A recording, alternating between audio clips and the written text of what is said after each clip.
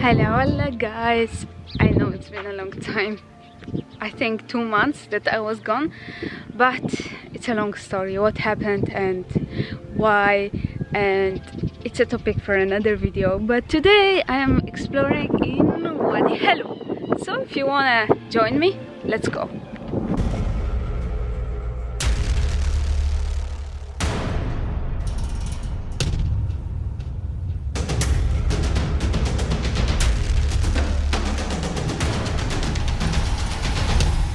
Wadi Al Helo.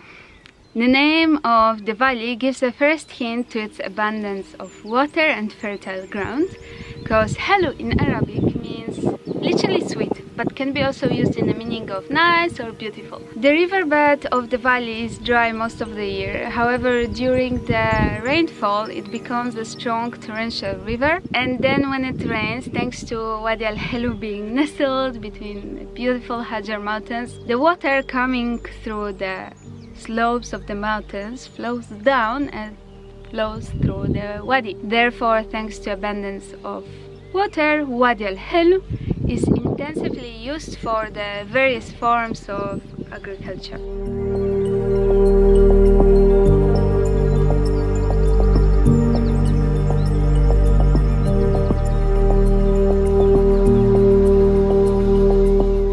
However, due to the present climate conditions and probably also because of the excessive water consumption, during the last few years the level of drinking water lowered down remarkably. Many of the old wells that can be easily found in the upper part of the valley indicate the high level of the groundwater, which gives us indication that in the historic times the groundwater level could be somewhere between 10 to 12 meters, and this was discovered during the archaeological excavations in Wadi Al Helo.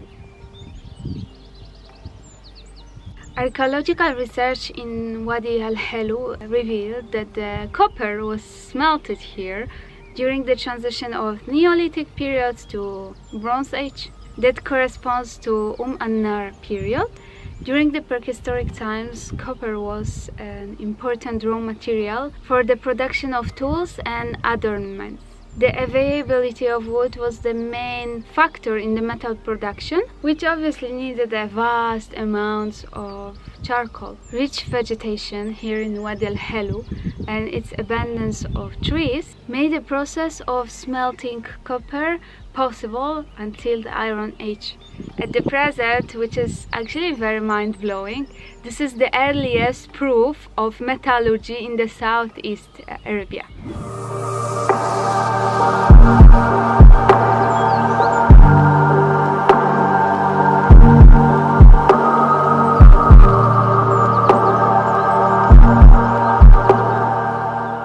The archaeological site is situated on a flat area on a geologically old wadi terrace, extending along the base of the western slope of the major chain of the Hajar mountains.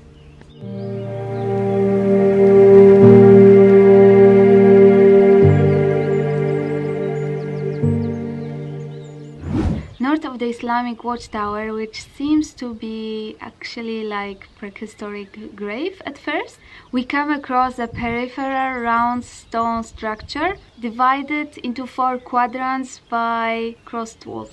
That in fact, as archaeological excavations revealed, used to be a watchtower from An Nar period.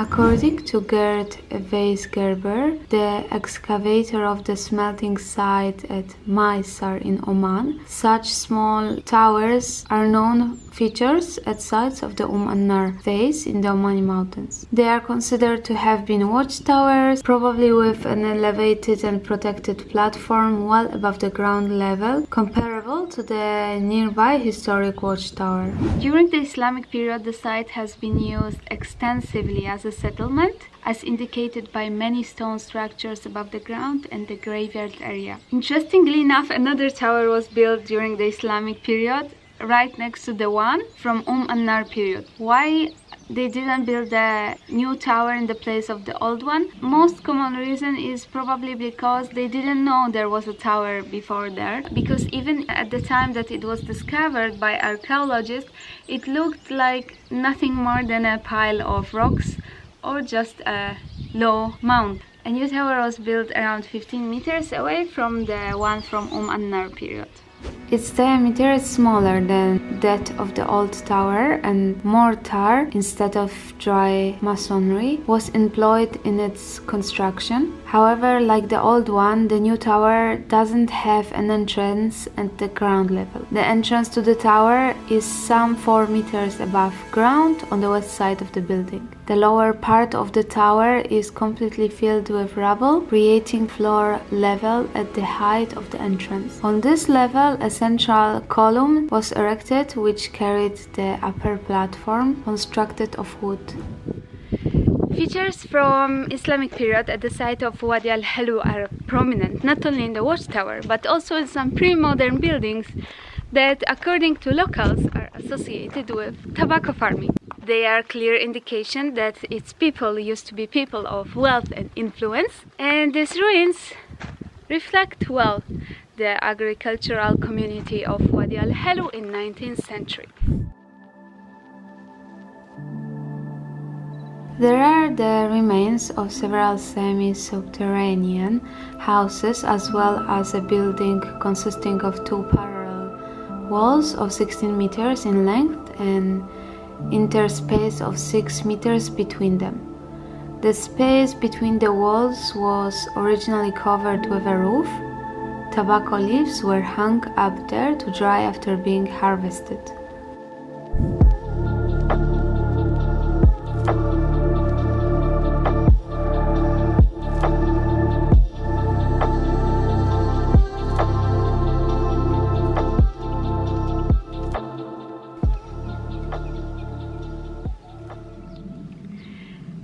If you can see, at the top of the mountain range there is a small tower overlooking Wadi Al Helo. But this is a topic for another video. For now, thank you so much for watching. I hope you liked this small tour with me around Wadi Al Helo. And if you liked it, press the thumbs up under the video and don't forget to subscribe. And I hope I will see you soon, inshallah, in the next video. مع السلامة.